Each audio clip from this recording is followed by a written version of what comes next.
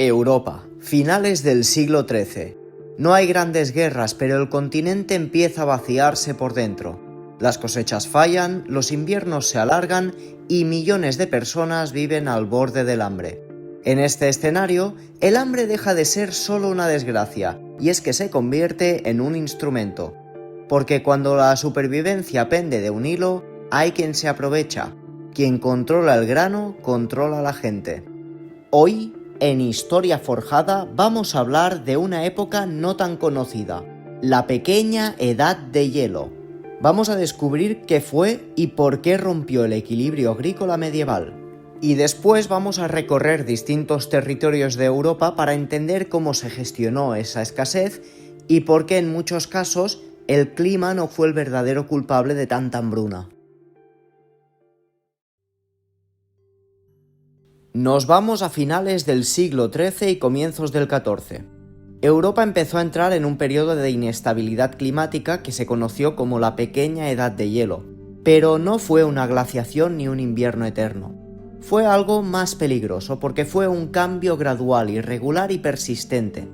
Las temperaturas medias descendieron ligeramente, pero lo suficiente como para alterar el equilibrio del que dependía toda la sociedad medieval. Durante décadas el clima se volvió menos predecible.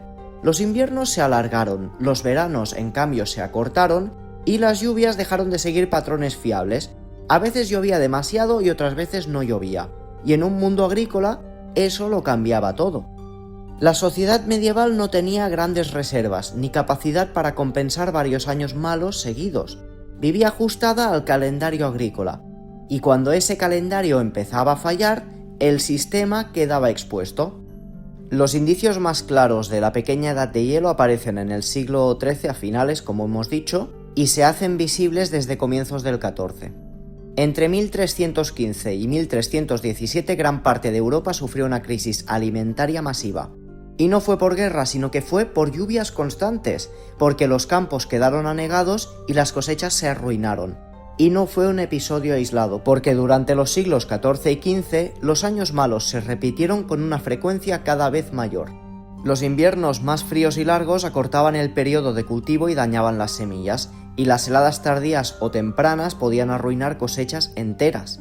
Y además, si a eso le añadimos las lluvias irregulares, estas empapaban los campos o los secaban por completo.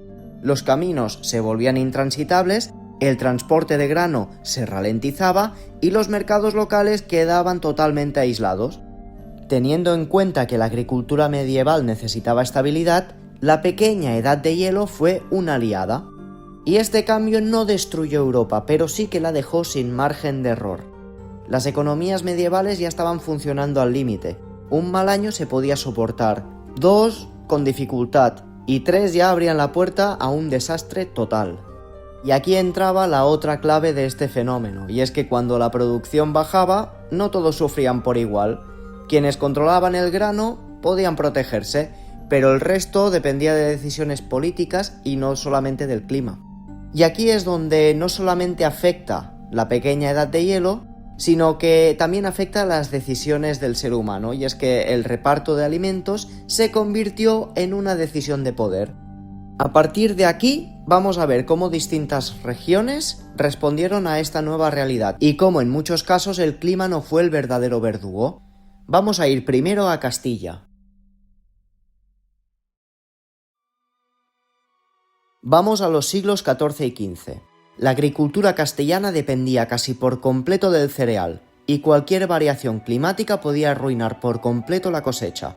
Estudios climáticos y diversas crónicas señalan que desde el siglo XIV, la península ibérica experimentó las consecuencias de la pequeña Edad de Hielo. Por ejemplo, entre 1333 y 1340 hay registros municipales de ciudades como Toledo o Burgos que documentan escasez de trigo y cebada, acompañada de subidas persistentes de precios.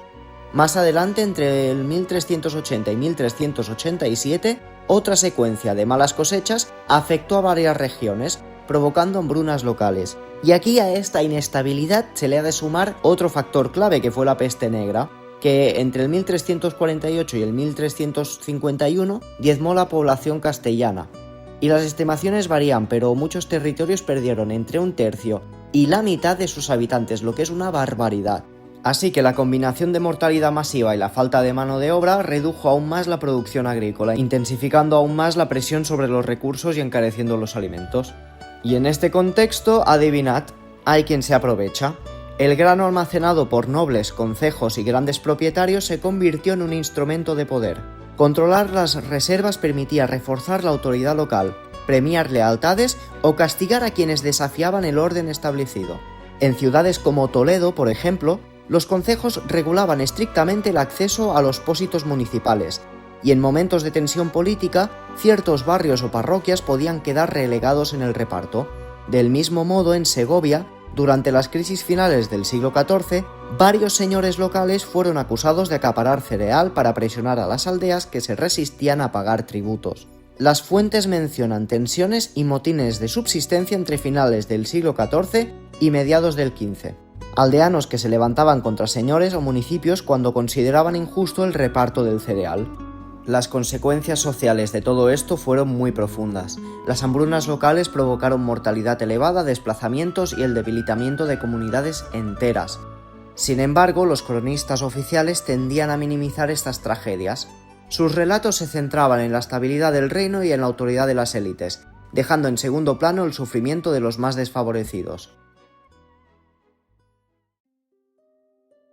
Ahora vamos a ver cómo le afectó la pequeña edad de hielo a nuestro país vecino, a Francia. Igual que en España entre el 1315 y 1317 hubo una crisis conocida como la Gran Hambruna, y esta golpeó el norte de Francia, provocando mortalidad elevada y hambre generalizada. Y no se quedó así. A lo largo del siglo XIV, episodios similares se repitieron en Normandía, Borgoña y otras provincias, agravados por la devastación de la Guerra de los 100 años y por las sucesivas oleadas de peste bubónica. Y aquí también, al igual que España, aparece el abuso de poder. Las ciudades fortificadas y los señores locales controlaban las raciones y el grano almacenado, decidiendo quién podía comer y quién no. En asedios como el de Orleans durante la Guerra de los 100 años, por ejemplo, las fuerzas inglesas bloquearon deliberadamente la entrada de cereal para forzar la rendición de la ciudad. Y del mismo modo en Rouen, o Rouen, como se llame, el cerco inglés provocó una hambruna devastadora cuando se impidió el acceso a los suministros, afectando especialmente a quienes no contaban con la protección de las élites urbanas. Durante los conflictos internos o en territorios que apoyaban a la facción enemiga, se bloqueaban deliberadamente los suministros de cereal, provocando hambrunas localizadas como forma de disciplina o castigo. Tenemos que la pequeña edad de hielo afectaba, pero también la provisión desigual, la especulación y el acaparamiento del grano servían para mantener a la población urbana y rural bajo control. Todo afectó en esa época. Y las consecuencias sociales pasó como en Castilla: hambrunas locales, aumento de la mortalidad, debilitamiento de comunidades y pérdida de fuerza laboral, y a eso también hay que añadirle la peste negra. También surgieron revueltas campesinas y motines urbanos, pero fueron sofocados con rapidez. Y también lo mismo que en Castilla. Los cronistas oficiales rara vez detallaban la magnitud del sufrimiento. Sus relatos tendían a destacar la estabilidad del orden y la autoridad, silenciando el hambre inducida por decisiones políticas o militares. Y ahora viajamos, vamos a la Bella Italia para ver cómo afectó la pequeña edad de hielo. La presión sobre la población aumentaba con el crecimiento demográfico y la fuerte concentración urbana en ciudades como Florencia, Milán y Venecia. Las malas cosechas aparecen documentadas en numerosos registros municipales y contables.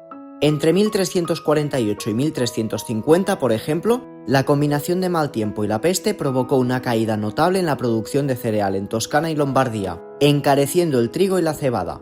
A lo largo del siglo XIV, crisis similares se repitieron cada pocos años. Y como en las otras regiones, el hambre también podía convertirse en un instrumento de control político y económico. En ciudades como Florencia, los ufficiali dell'abbondanza controlaban los graneros públicos y podían restringir el acceso al cereal durante tensiones políticas, afectando especialmente a los barrios o gremios enfrentados al gobierno. Del mismo modo, en Milán, bajo los Visconti, el bloqueo del grano fue utilizado en varias ocasiones para presionar a comunidades rurales que apoyaban a facciones rivales. La especulación y los precios elevados eran prácticas documentadas y, en contexto de rivalidad entre ciudades, el bloqueo del grano podía debilitar a territorios enemigos. Incluso dentro de las propias ciudades, los aliados del poder solían recibir prioridad en el abastecimiento, mientras los opositores sufrían mayores dificultades. Este control tenía el propósito claro de proteger intereses económicos y reforzar la autoridad de quienes gobernaban. La escasez no siempre era accidental, pero tampoco siempre deliberada. En muchos casos surgía la combinación de crisis agrícolas, tensiones políticas y estrategias de mercado que favorecían a los grupos dominantes. Y las consecuencias sociales fueron similares a las de Castilla y Francia: hambrunas localizadas, aumento de la mortalidad entre campesinos y obreros urbanos, tensiones sociales y motines en varias ciudades. Pero sin embargo, los cronistas oficiales minimizaban o ignoraban el sufrimiento de la población pobre. Y ahora nos vamos al norte de Europa. Alemania, Escandinavia y los Países Bajos. Pasó lo mismo que en los otros países que hemos visto.